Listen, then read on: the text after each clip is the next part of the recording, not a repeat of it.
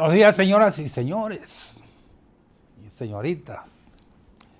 Bienvenidos a esta jornada del día de hoy. Gracias por estar con nosotros a esta hora, como todos los días, hasta las 9 de la mañana en Geopolítica. Hoy es miércoles, ya estamos mitad de semana y estamos en los días finales del año, del mes de noviembre. 23 de noviembre, quedan 7 días a este año y 38, 7 días a este mes y 38 al año. Se fue el 2022. Aquí estamos entonces para ver los temas fundamentales del acontecer dominicano y del acontecer mundial. El día de hoy vamos a tener una interesante conversación con el licenciado Daris Javier Cuevas, economista y dirigente político. Vamos a hablar con Daris sobre temas económicos básicamente. Este miércoles, como todos los miércoles, les invito a leer mi columna Visión Global en el Caribe, tanto impreso como digital, también en el digital elcorreo.do. Así que hablamos sobre las medidas de seguridad, las medidas para enfrentar la delincuencia, devolver la seguridad ciudadana, y recordamos parte de los intentos fallidos que ha habido en el pasado, incluso uno de los temas que dio más agua a beber, tuvo más prensa, o todavía tiene más prensa, fue la disposición del Ministerio de Interior y Policía relativa a la suspensión o a las restricciones a la venta de bebidas alcohólicas en los municipios Santo Domingo Norte y Santo Domingo Este, que luego de la protesta de los comerciantes dedicados a esta actividad de diversión, pues el Ministerio de Interior y Policía se reunió con él, el ministro de Interior y Policía se reunió con representantes o comerciantes y le dieron un reversazo a esa medida. Y muchos han estado hablando de esa medida de control de horario como si fuera algo nuevo. Y mi artículo yo lo comienzo en el día de hoy, justamente citando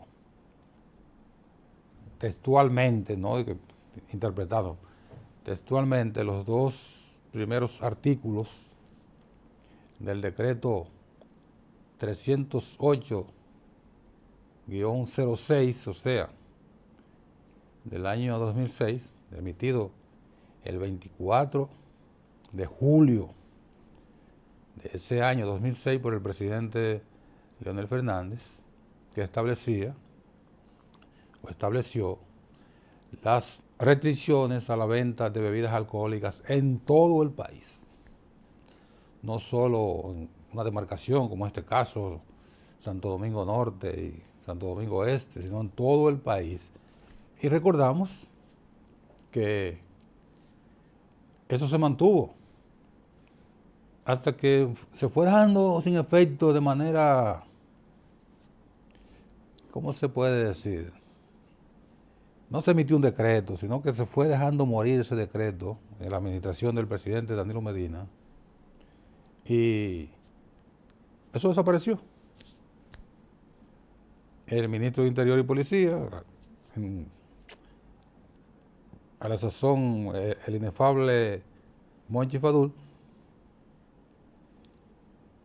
que conste que inefable no es un insulto. Mucha gente cree que inefable es un insulto. No. Cuando hablaba que era que eso, la delincuencia, eso es percepción. En cibaeño, como Monchi. Eso es percepción.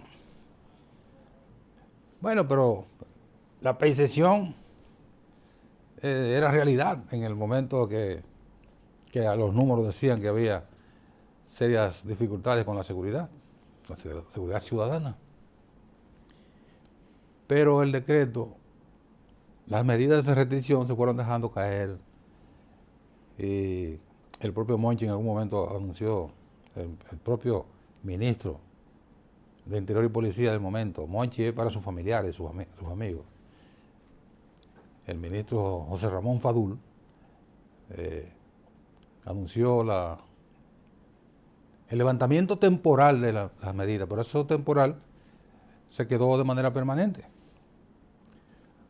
Como las cosas temporales en la República Dominicana.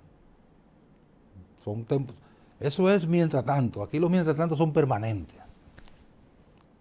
O pregunte el plan piloto. ¿Por qué se llama el plan piloto ese cuartel que está que todos conocemos en Honduras?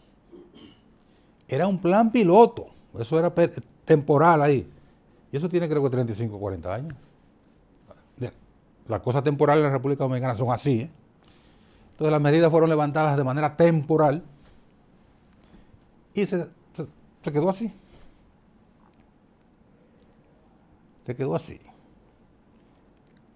Cuando comenzamos a gritar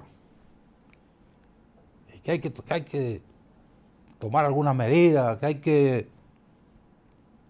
bueno, cuando se demostró con los hechos, con las evidencias, con las protestas, las quejas y los reclamos de los Santo Domingo norteños, de la gran cantidad de homicidios, asaltos, etcétera, que estaban ocurriendo en horas de la noche. Entonces, volvemos a ensayar y recurrimos a una medida vieja. Restringir la venta de bebidas alcohólicas en determinada hora.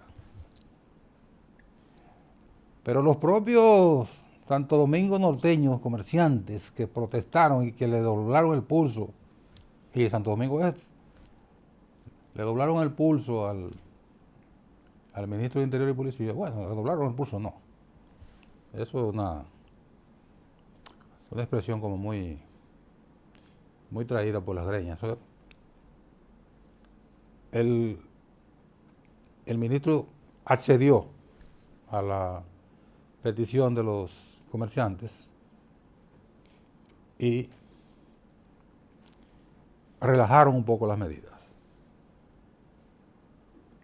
Relajaron de lunes a viernes, creo que de lunes a viernes un poquito restringido, pero ya de viernes a domingo, fiesta y mañana gallo.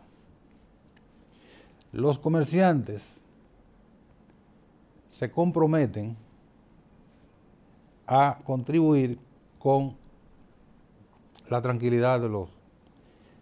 Pero ¿qué es lo que van a contribuir? Eso es un trabajo de los comerciantes. Eso no es un trabajo de los comerciantes. Y los comerciantes también pueden ser víctimas, y lo han sido. No solo los parroquianos, no solo los bebedores y los bailadores. Los propios comerciantes han sido víctimas de los delincuentes, se les asaltan sus negocios.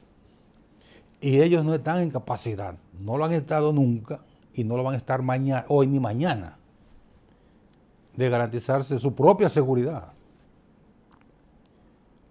Porque la seguridad no puede ser individual, no debe ser individual, tiene que ser colectiva y es una obligación del Estado.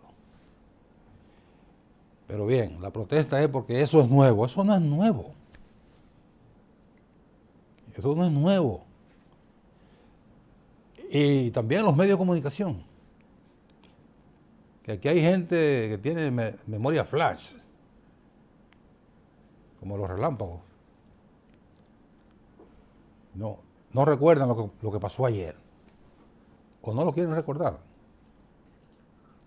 Pero no pueden decir que son medidas odiosas, que son medidas restrictivas, que eso nunca había ocurrido en el país, pero por favor, no sean tan sinvergüenza. No sean tan holgazanes. ejerciendo el periodismo. El periodismo se ejerce con un nivel de responsabilidad informativa. Usted no puede alegar que es una medida nueva cuando eso ha estado en vigencia en otras ocasiones. A lo que quiero mencionar el artículo mío, para darme un poquito de coba, pero para reiterar, primero, que no es medida nueva. Segundo, que es, como lo titulo del artículo, un vaivén. Tenemos un vaivén con el tema de la lucha contra la seguridad. Vivimos ensayando cosas, repitiendo lo que fracasó ayer y lanzamos la guardia a la calle. Eso dura lo que duran 2 peces de hielo en un whisky a la roca, como dice Joaquín Sabina, una canción de Sabina. Y volvemos y seguimos recurriendo a cuestiones fallidas y lanzamos la guardia a la calle y a los pocos días la recogemos porque no se puede mantener, porque es un ejercicio que demanda muchos recursos. Mantener 10 o 12 mil guardias en la calle patrullando, usted no se imagina lo que significa eso en términos logísticos.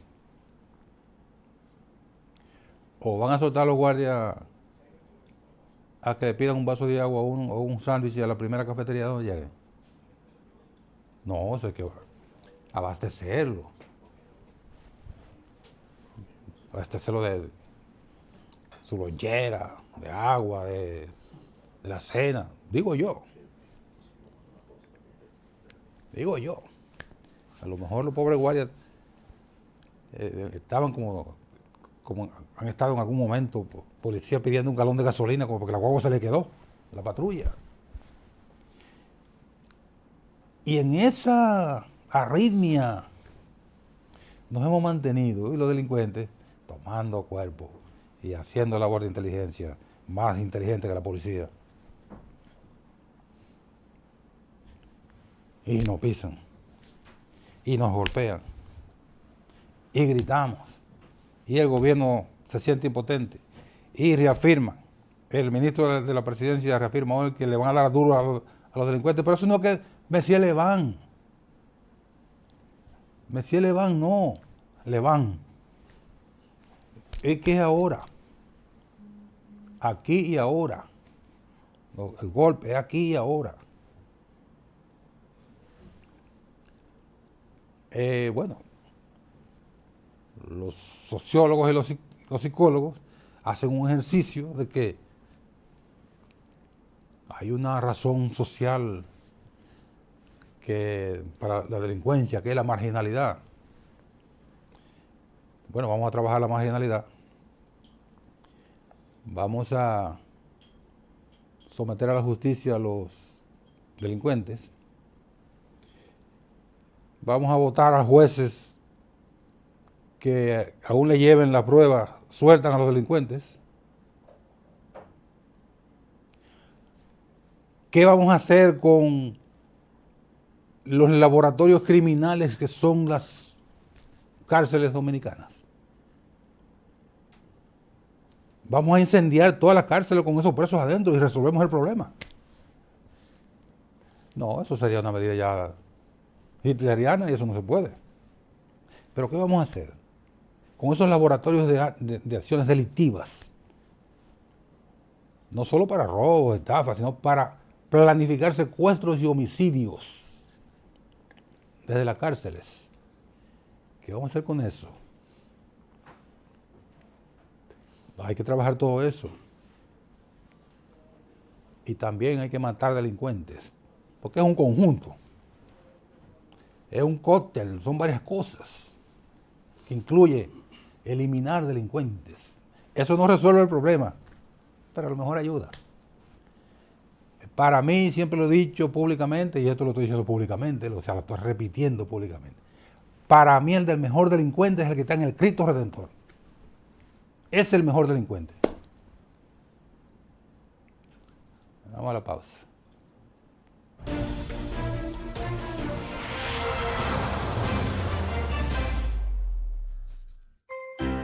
Estás viendo 14 TV, televisión para todos.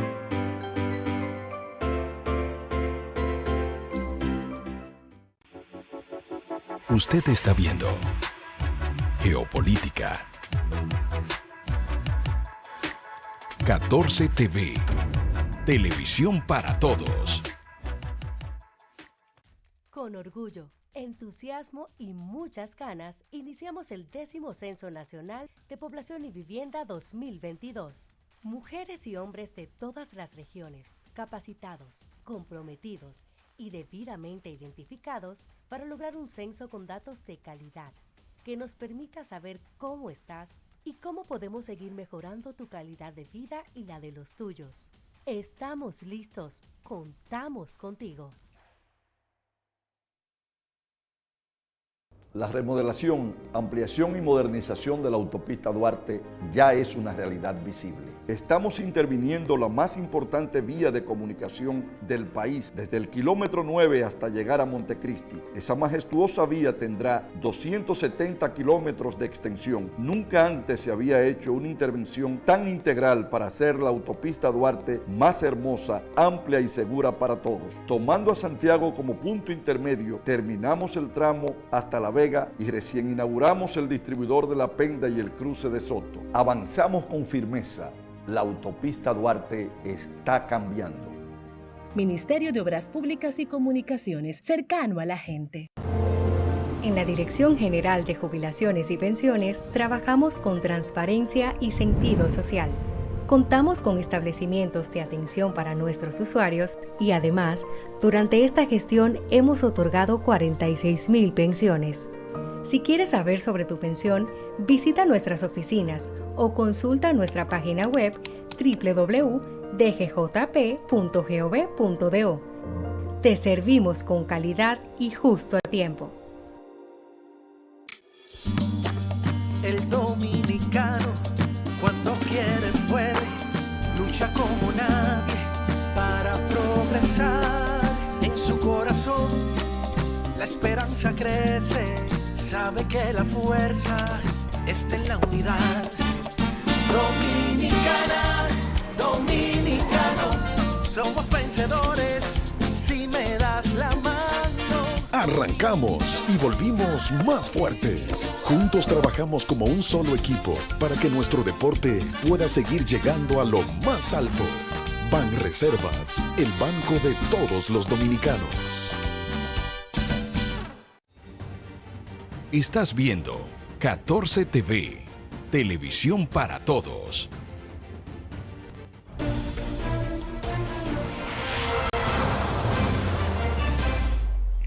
Bien, como les dijimos, aquí estamos ya en la compañía, que hace tiempo que no venía por aquí, no nos visitaba el querido amigo sureño de pura cepa, Daris Javier y Cuevas. ¿Cómo estás, Daris? Muy bien, Nelson. Gracias por permitirme estar contigo acá. El tiempo se debió al COVID. Nos sacó a todos de... Nos sacó de circulación, pero los afectos se mantienen. No, y lo más importante es que estamos aquí. Claro, claro que sí. Mucha gente no pudo contarlo. Estamos aquí. Dime, Dari, entonces, los temas económicos, Dari.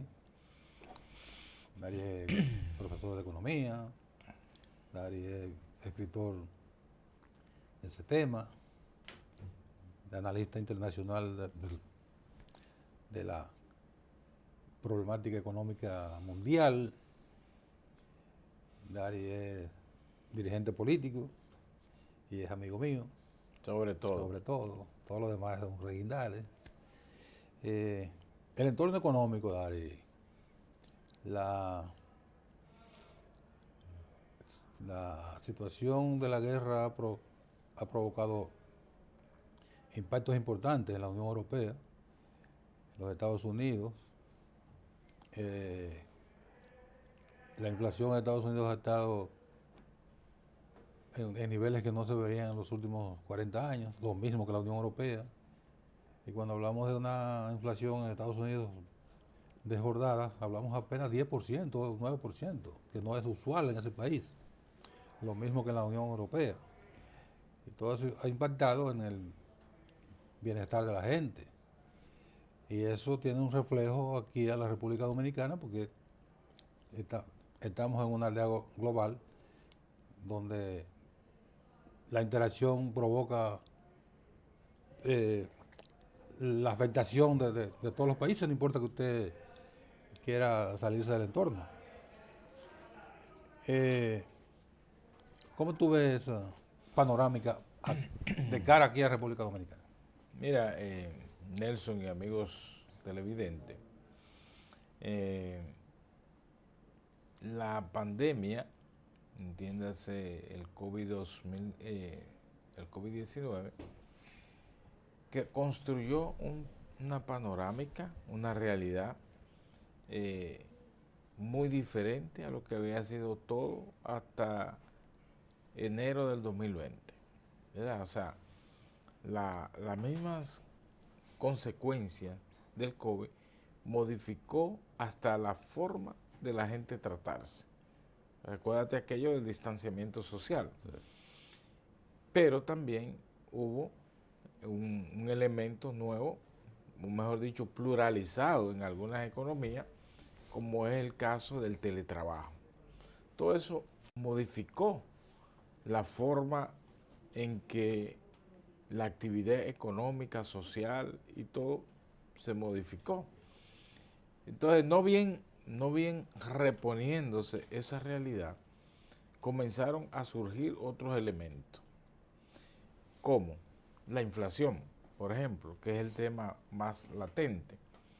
La inflación, en el entendido de que las medidas de corte de política monetaria que se emplearon para contrarrestar los efectos negativos de la pandemia, entonces lo que fue una cuestión, digamos, saludable en un momento dado se convirtió en una pernición para la economía. O sea, aumentar porque el aumentar circulante, la poner cantidad dinero de en dinero manos en de la gente. circulación, exacto.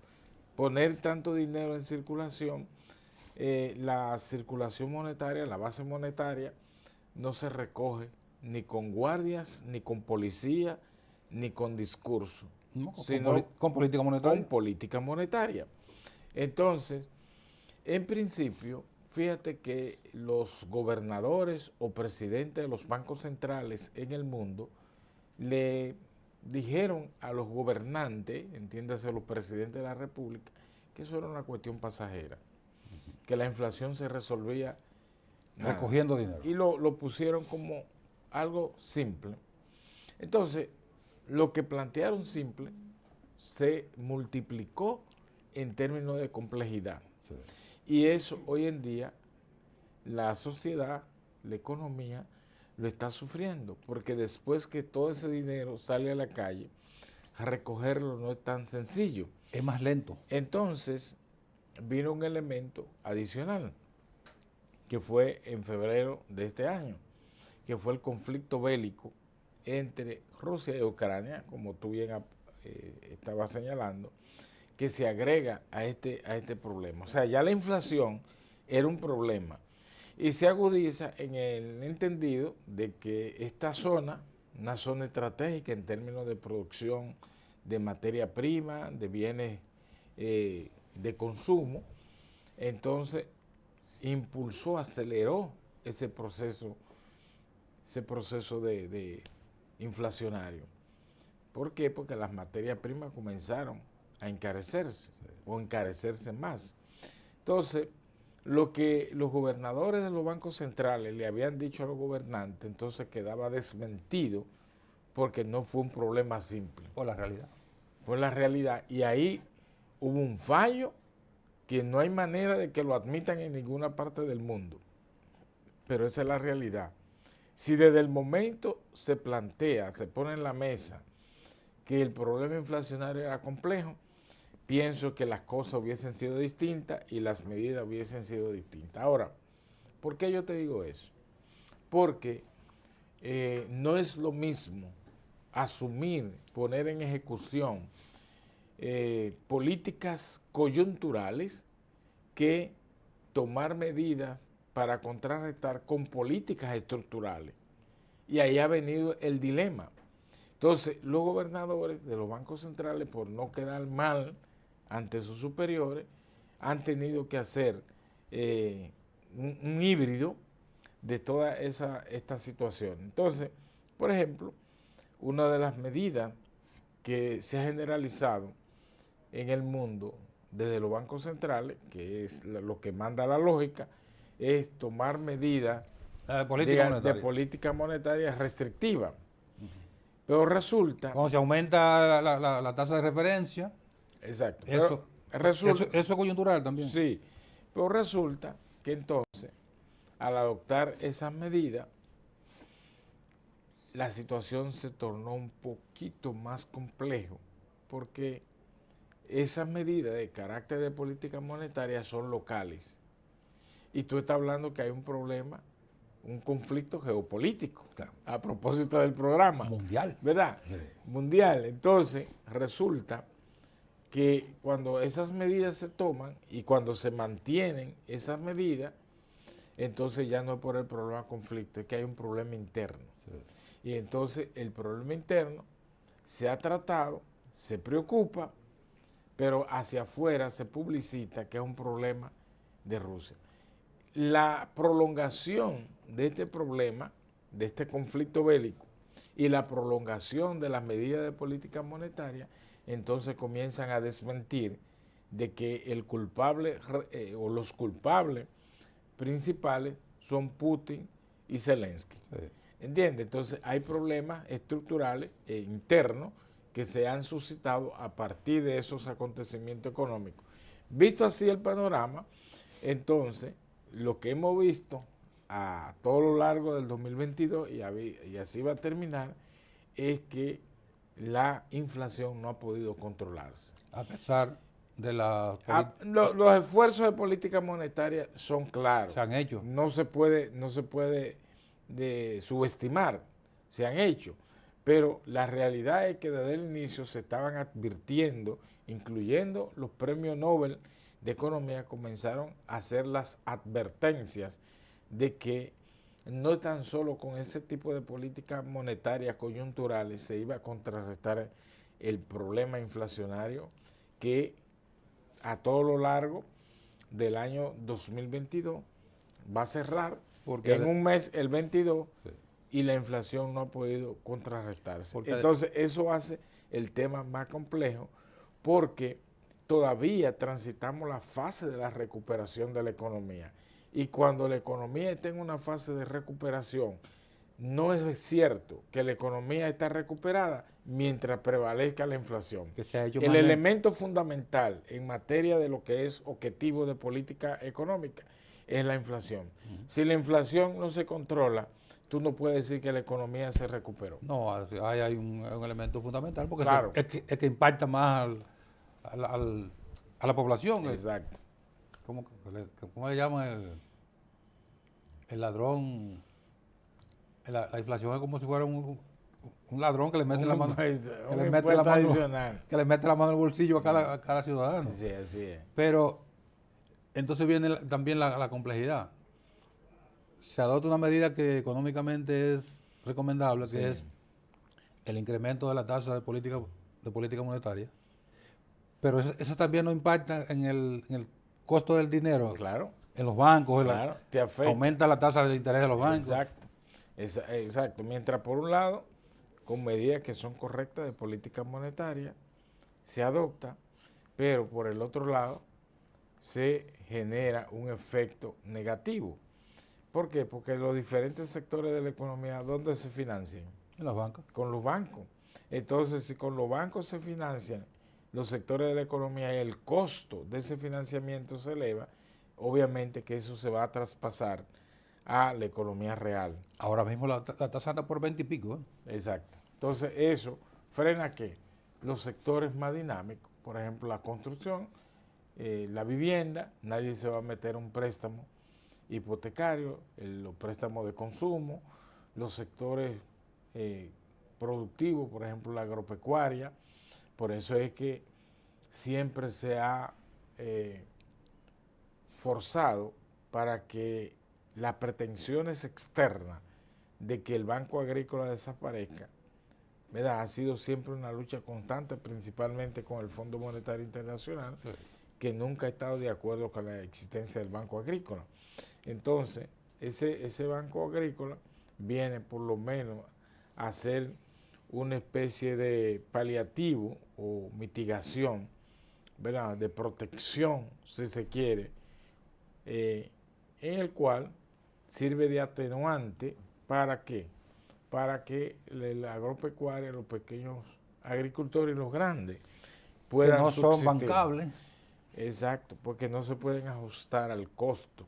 Imagínate tú una economía donde tiene un sector agropecuario, que ese sector agropecuario es muy vulnerable ante los cambios climáticos, sí, que hay en el país. La parte de la geografía sequía, nacional tiene problemas, entonces se lleva por el... ¿Tú te imaginas un productor de papa o de cebolla que tenga sus plantaciones con un préstamo bancario y venga un ciclón y se lo lleve? ¿Con qué va a pagar? No, ¿Con qué ánimo? Perdió la finca. ¿Entiendes? Entonces eso es un asunto muy delicado.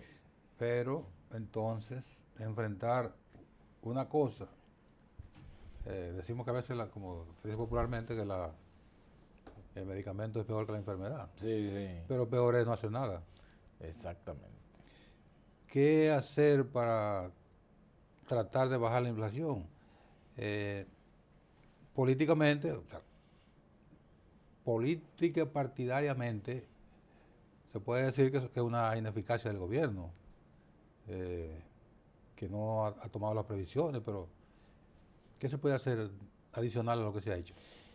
Mira, yo estoy convencido que los bancos centrales deben de cambiar el perfil de la política monetaria, no aferrarse a una política monetaria convencional. Pero es una receta restrictiva, porque una cosa es asumir, adoptar medidas por una coyuntura y otra cosa es adoptar medidas con visión estructural. Y ahí ese es el tránsito que deben hacer los bancos centrales en el mundo.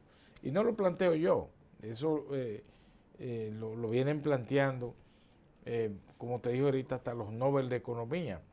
Entonces, creo que ese transfer hay que comenzarlo a hacer. Claro, el temor es que los bancos centrales, en la mayoría de los países, se han acostumbrado a todas esas medidas coyunturales y tienen el temor de dar el paso a una medida de carácter estructural, entonces que le pueda fracasar. Como lo tradicional, lo que le ha dado resultados son las políticas monetarias convencionales, entonces ¿para qué cambiar? De aquello, ¿para qué cambiar al cruzar un río? Pero que también, con esto que tú estás analizando, la pandemia, la guerra, le crea impactos imprevisibles y no están preparados para responder a esas. Exacto. Todo el mundo fue sorprendido. Desde los profesionales de la medicina, los economistas, los proyectistas, ¿verdad? Todo el mundo fueron sorprendidos, la gente de negocio. Hasta los adivinos. Sí, hasta los videntes. Los que tiran barajas. Sí, sí. Nadie pudo prever eso. No, así es. Sorprendió al mundo entero. Sí. Y por eso, ahí vemos los resultados. Internamente, ya, de carácter interno, sin conectarnos con lo que son, como tú señalas, las recetas de los bancos centrales, que es prácticamente la misma, son ortodoxos. Internamente, ¿qué tú crees que se puede hacer aquí para mitigar los efectos de estas situaciones? Mira, en cuestiones de medidas de política económica, se da un símil con lo que es un paciente. Y lo primero que es admitir el problema. Sí. Yo creo que internamente una de las grandes fallas que hay es no admitir Que hay el un problema inflacionario. O sea, eso no es una gravedad porque tú no la provocaste. Admitir que sí, que hay una inflación, pero no le tire la culpa el 100% a Zelensky y a Putin. Ahí, a nivel interno hay problemas. Entonces, si no se admite, no se va a encontrar nunca la respuesta adecuada. Eso es lo primero que creo, la admisión para poder, incluso, no necesariamente tú tienes que estar en un cargo público para hacer las recomendaciones del lugar. Claro, el que tenga el cargo público siempre se cree con la verdad en la mano.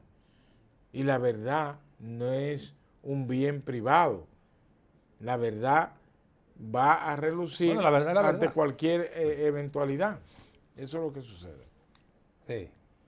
El gobierno no ha adoptado las medidas que se pueden recomendar. Por ejemplo, se critica que la inflación se debe... El gobierno, como tú señalas, tira la culpa primero a la pandemia y luego a la guerra. Ustedes, lo que hacen oposición y que opinan, no necesariamente la oposición, sino de manera individual, dicen que el gobierno no ha hecho lo que ha debido hacer. ¿Qué ha debido hacer el gobierno? Además de admitir el problema, como tú dices. Puntualmente, ¿qué tú crees que el gobierno pudo hacer para enfrentar los altos precios? El gobierno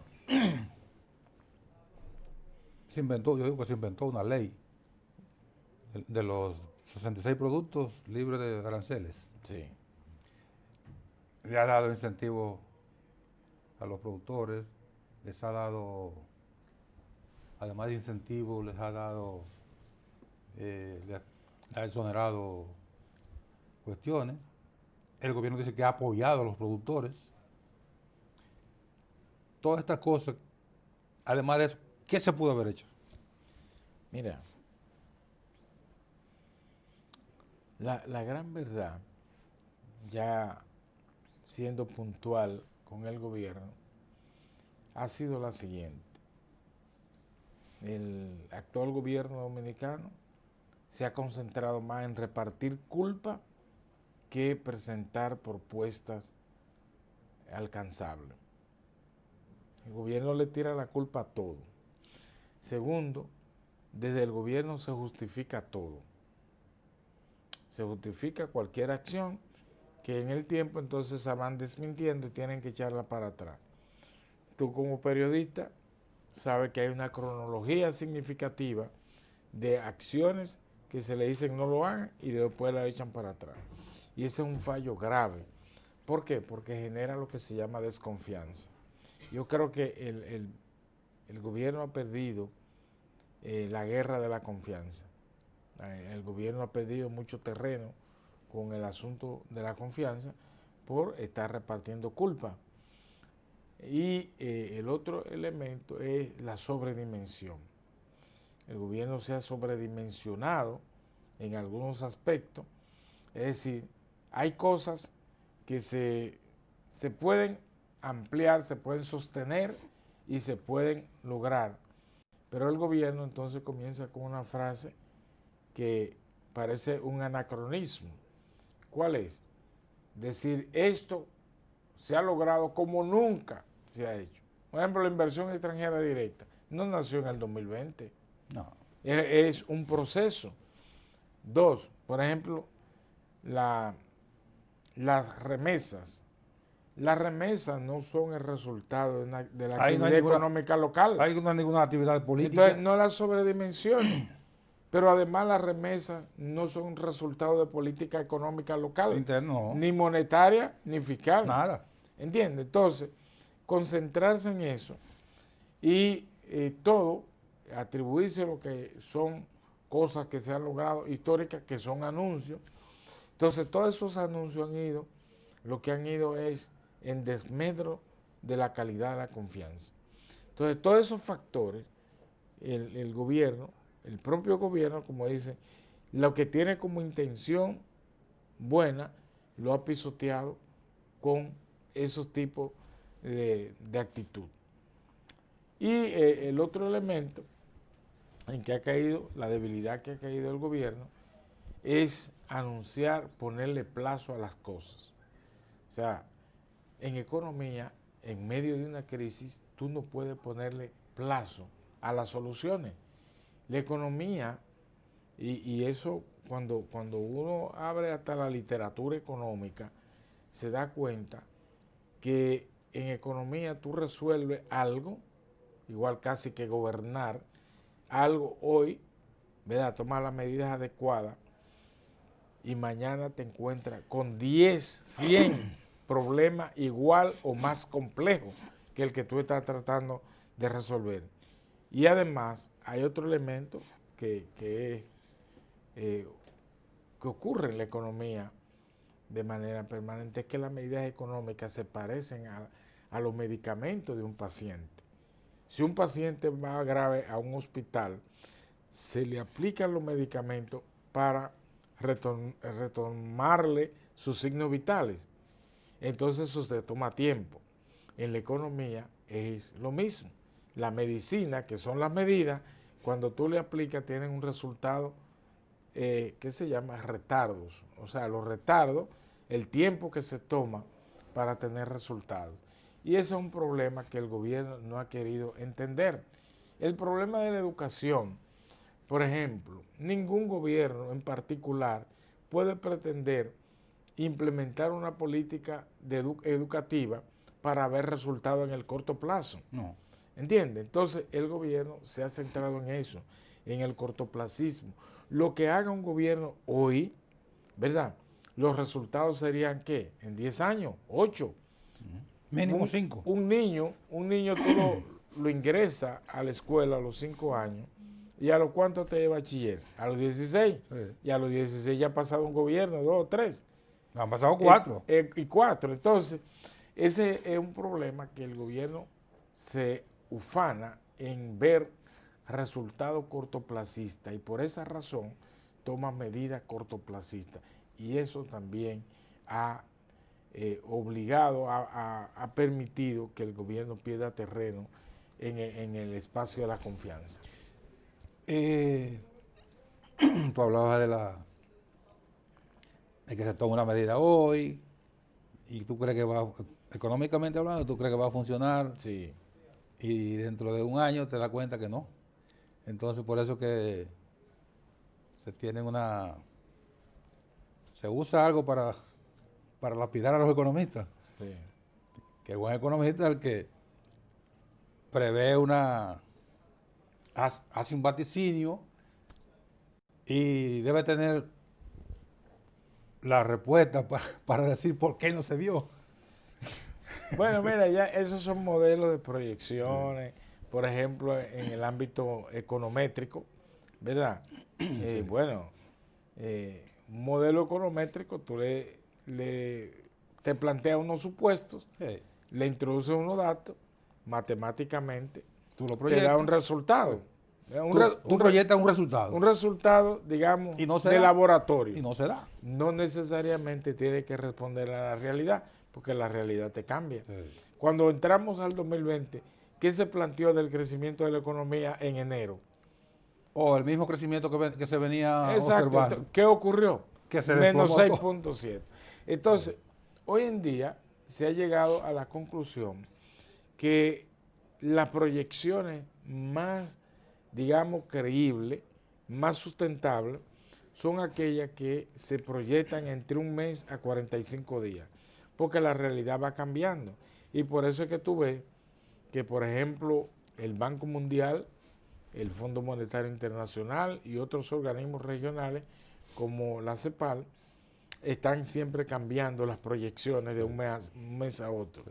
¿Entiendes? Entonces, si tú te planteas en marzo del año, no, nosotros vamos a terminar la economía creciendo un 7 y al final la economía termina creciendo un 3, un 4, ¿qué entonces va a ocurrir en la mentalidad de la población? Que tú Que fracasaste. se pierde credibilidad Sí. y que tú fracasaste. Entonces el factor confianza puede ser pisoteado por los mismos que gobiernan. En esta cuestión de la confianza, ustedes tienen, es verdad, eso no es ahora. La oposición, ustedes los técnicos de la oposición, y ya los políticos también, han estado reclamándole al gobierno que discuta, que tenga una, no solo a través del CES, ¿Del? del Consejo Económico y Social, Ok, el CES, ya. sino que junte a los principales actores para tener el apoyo de los diferentes sectores frente a una situación que al gobierno parece que se le ha ido de la mano. El gobierno teme admitir, que es lo que uno ha conocido de algunos amigos, ¿no? Que si nosotros le damos participación a la oposición y accedemos a sus recetas y a sus recomendaciones, nosotros estamos admitiendo que no tenemos un plan y que fracasamos. Sí. ¿Tú crees que por ahí que anda la cosa? Mira, es como una amalgama de cosas. Y esa es una. O sea, ¿por qué no admitir cuando un problema que afecta a toda la sociedad en sentido general? Porque el hecho que, por ejemplo, en términos profesionales, tú consultes a un igual que tú y tú digas, bueno, con lo que él me está recomendando y lo que yo tengo, puedo hacer un híbrido y tener la respuesta correcta. Eso no te quita mérito, ¿verdad? Y si el gobierno escucha a la oposición, si el gobierno escucha a los grupos de presión, a los gremios profesionales, a los sindicatos, a las universidades, eso no desmerita si su recepción, ¿verdad?, de los planteamientos que han hecho los diferentes actores de la sociedad, y el gobierno a partir de ahí de escuchar eso construye una propuesta, no le está quitando mérito al gobierno si se admite, porque lo que en esto hay que tener es nobleza, y si la arrogancia se impone a eso, entonces bueno, va a fracasar tú solo, la culpa es tuya, no, Sí, pero- no escuchaste a nadie. Sí, pero el fracaso impacta al país. Ahí es el otro problema. Y lo más grave, que entonces no afecta solamente al gobierno, sino a la sociedad entera, a los diferentes sectores de la economía. El gobierno nunca ha querido admitir que hay fallas. Eso es normal. La gobernanza, la pluralidad de hoy no es para tú concentrar, no es para tú tener autarquía. Hay que escuchar a los demás, las propuestas de los demás Horizontal. son válidas, Sí. son válidas y quizás hasta mejor que la tuya. O escucha a los otros y fusiónala con la tuya. Eso no le va a dar razón a nadie, sino buscar el bienestar de la sociedad. Y ahí el gobierno yo creo que ha perdido mucho terreno. Tú eres miembro de la dirección central de la Fuerza del Pueblo. Sí, así es. ¿Cómo anda la Fuerza del Pueblo? No bien, tú lo estás mirando. No, yo te Yo lo estás pregunto. mirando. Van bien las cosas. Y creo que es un fenómeno poco visto en la sociedad dominicana, de que organizaciones nuevas, con propuestas nuevas, ¿verdad?, tracen y trillen el camino ya aquella concepción vieja de centralizarlo todo en un partido y anquilosarse en una misma cosa. El sectarismo, hoy en día el sectarismo, tú has demostrado, el tener grupismo dentro de las organizaciones es fatal, la destruye. Sí. La mejor autodestrucción de un partido es el sectarismo. El grupismo, sí. El grupismo, eso es fatal, Es está nocivo. demostrado. Es nocivo. Y eso ha destruido a los partidos tradicionales de la República Dominicana. El PLD, por Hay que tener una nueva visión de lo que es la participación, porque los partidos políticos, ¿qué son? Los partidos políticos, lo que vienen a resumir el interés de la sociedad, Sí. las aspiraciones que tiene la sociedad, pero sobre todo vienen a ser la expresión más genuina de la democracia. La democracia solamente es viabilizada, canalizada a través de los partidos políticos. Si no hay partido, no hay democracia. Los partidos políticos respetan el interés colectivo, Sí. el individualismo, movimientos espontáneos, solamente procuran interés individual. Y el individualismo es fatal para una sociedad. ¿A ustedes no les ha afectado la elección de Abel Martínez como candidato? Aunque en el PLD se ve como una euforia con la elección del síndico de Santiago, del alcalde. Mira, yo creo que cada cual tiene el legítimo derecho de canalizar sus emociones por donde crea que le pueda buscar crecimiento. ¿Son emociones esas? Sí, eso es normal cuando un movimiento político, un grupo, elige un candidato, hay una parte emocional que es coyuntural y más de una organización que estaba cuestionada. Pero, por ejemplo, hay un reto muy grande que Abel Martínez tiene por delante y es, ¿cuál fue el último candidato del PLD? Gonzalo Castillo. ¿Cuál fue el porcentaje que alcanzó? 38%. 37, ¿verdad? 37. 36 en términos de partido. El reto de Abel es o llegar ahí o superarlo. Si no lo llega, políticamente queda hundido. ¿Y ustedes creen que no lo va a llegar? ¿Eh? ¿Ustedes creen que no llega? Las señales de ahora te dicen que va a quedar muy lejos de ahí. ¿Seguro? Sí, sí, claro, claro. Lo que pasa es que se ha tratado de mantener el ánimo para que la base, a nivel de base y intermedio, no se pierda el interés. Pero el problema de ese grupo es muy fuerte, porque hay una parte sectaria muy que parecía como una logia, una religión de eso, el estilo musulmán, Una secta. de una secta de imponerse por encima. Recuérdate que aquello de somos la mayoría y tenemos que imponernos Sí. con el poder en la mano. El poder se derrota. Donde quiere el poder se derrota. Si no, el poder sería eterno. Claro, claro. El problema de Abel es uno solo. ¿Cuál? Y tiene nombre y apellido. Ah, bueno, ya, su patrón. Su patrón es su desgracia. Sí, porque hay un grupo ahí que lo que busca es usar siglas de protección política, legitimación. Todo eso van incluidos. Sí, él tiene Abel con Danilo es como el que va subiendo al Pico Duarte con una funda de cemento. Sí, con 2 quintales de hierro encima. ¿Va a llegar? Sí. No va a llegar. Gracias, Dari. Nelson, siempre a la orden. De verdad, interesantísimo hablar contigo siempre. A ustedes gracias también por su atención y mañana estaremos aquí de nuevo, Dios mediante, a las 8 de la mañana.